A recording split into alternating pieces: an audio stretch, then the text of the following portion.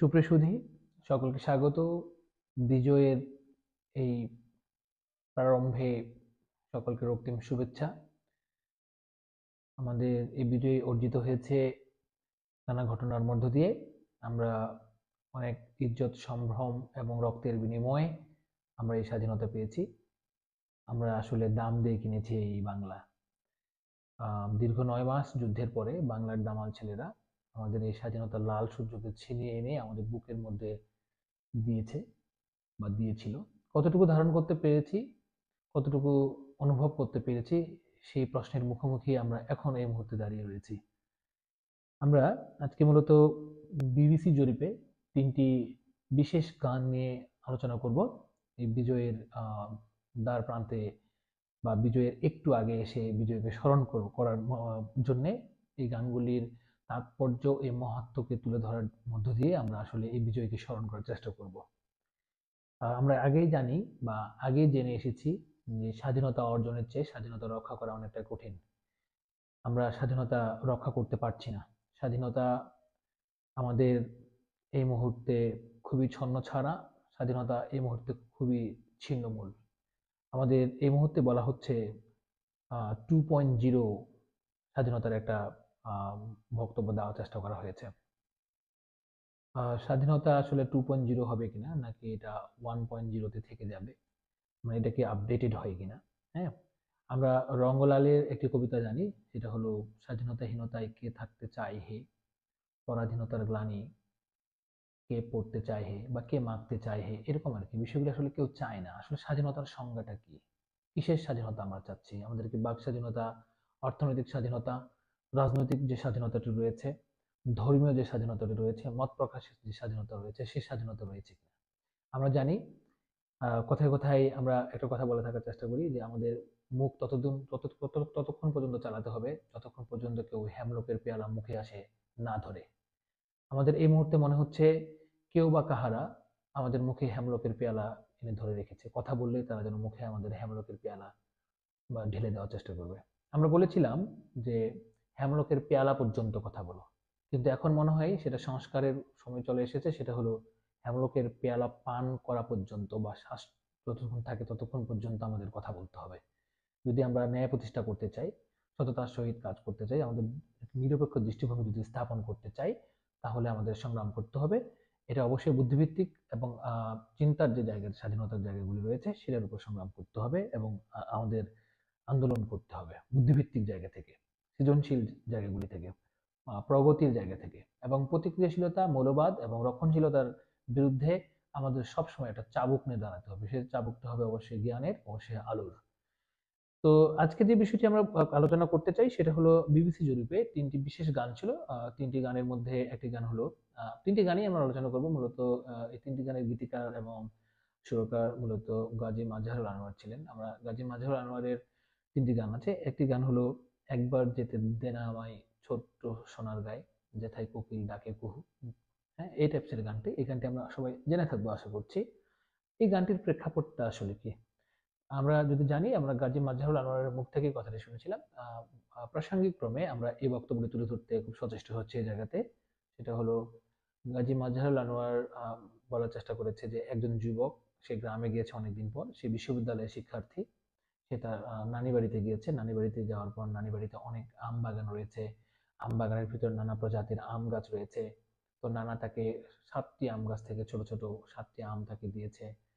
তো তারপর সে বলল যে তুমি এই 7টি আম একটা একটা করে টেস্ট করে খাবে। তো নানি তখন বেজায়, নানির মুড খারাপ যে তুমি এই ছোট ছোট কয়েকটি আম তাকে কেন দিয়েছো, অনেকগুলো আম দিতে। তখন নানা বলল, না, আমি আসলে 7টি আম গাছের আম তাকে দিয়েছি, যাতে করে সে 7টি আমের বৈশিষ্ট্য এবং স্বকীয়তা সে যেন উপলব্ধি করতে পারে। এই জায়গা থেকে গাজী মাজহারুল আনোয়ার আমাদেরকে জানানোর চেষ্টা করেছে ব্যক্তি স্বাতন্ত্র্যবোধ, স্বকীয়তা, ইন্ডিভিজুয়ালিজম এগুলি আসলে কি। এটার মধ্য দিয়ে আমরা তার বক্তব্যের মধ্য দিয়ে জানতে পেরেছি ব্যক্তি স্বাতন্ত্র্য বিশাল একটা বিষয়। এটা থেকে পিএইচডি হতে পারে। এটা একটি শাব্দিক ছোট অক্ষর হলেও এর তাৎপর্য, এর যে নিগূঢ় যে তত্ত্বটি, এটা মানুষকে আলোকিত করবে, কিন্তু এটা সহসায় আলোকিত করবে না। আমরা জাতিগতভাবে যারা বাঙালি রয়েছি, খুব কম সংখ্যক মানুষ আমরা ব্যক্তি স্বাতন্ত্র্যবোধ কাকে বলে এটাকে ফিল করতে পারি না। আমরা সংজ্ঞায় বিশ্বাস করি, আমরা ডেফিনেশনের মধ্য দিয়ে একটা জিনিসকে জানার চেষ্টা করি।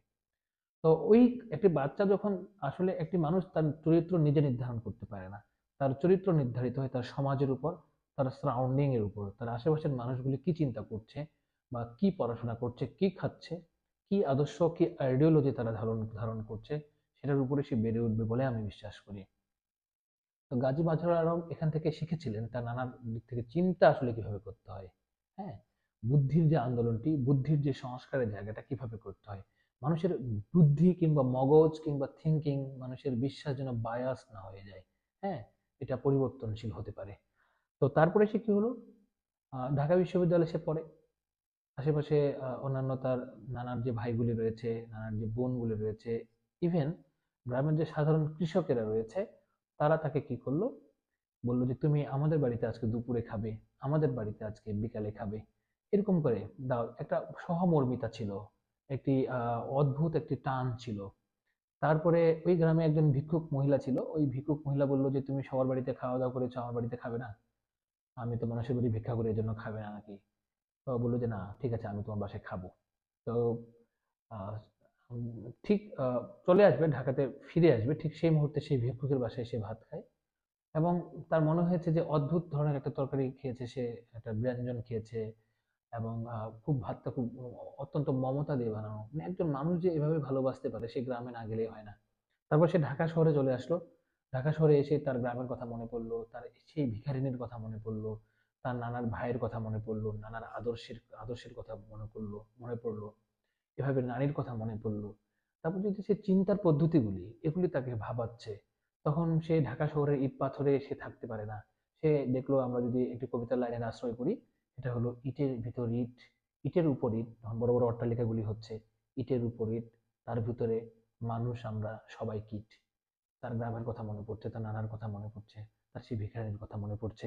তারপর সেটা গান লিখে ফেললো, একবার যেতে দে না আমায় ছোট্ট সোনার গায়ে, যেথায় কোকিল ডাকে কুহু।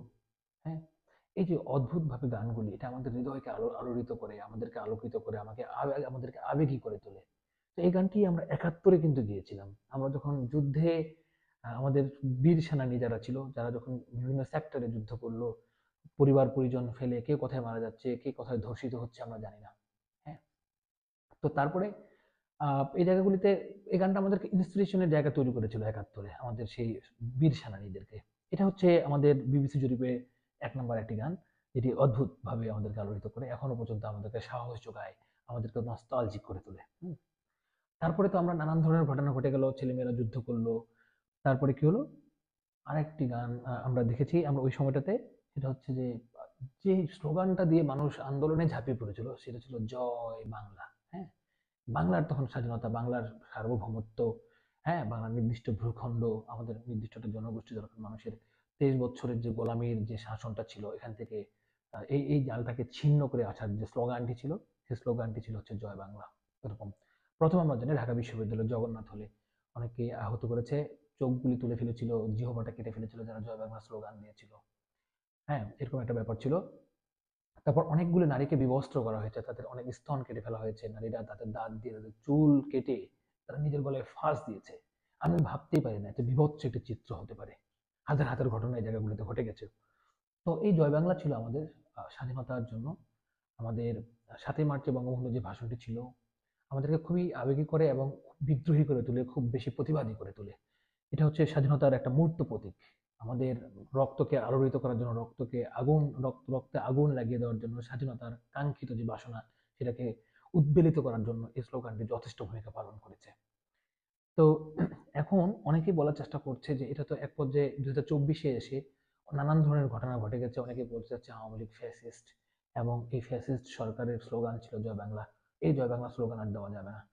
তো এখন যদি বলা হচ্ছে এই সরকারের এই জয় বাংলা স্লোগানটা যদি এই ফ্যাসিস্ট বলে থাকে, তাহলে এই স্লোগানটা মুখে নেওয়া যাবে না। তাহলে এই ফ্যাসিস্ট সরকার আর কি কি করেছে? এই ফ্যাসিস্ট সরকার তো আল্লাহু আকবার দিয়েও স্লোগান দিতে পারে। এই ফ্যাসিস্ট সরকার তো কোরআন শরীফ নিয়েও ছবি তুলে আপলোড করতে পারে, করেছে। তাহলে কি আমরা কোরআনকে বয়কট করব? আল্লাহু আকবারকে বয়কট করে ফেলবো?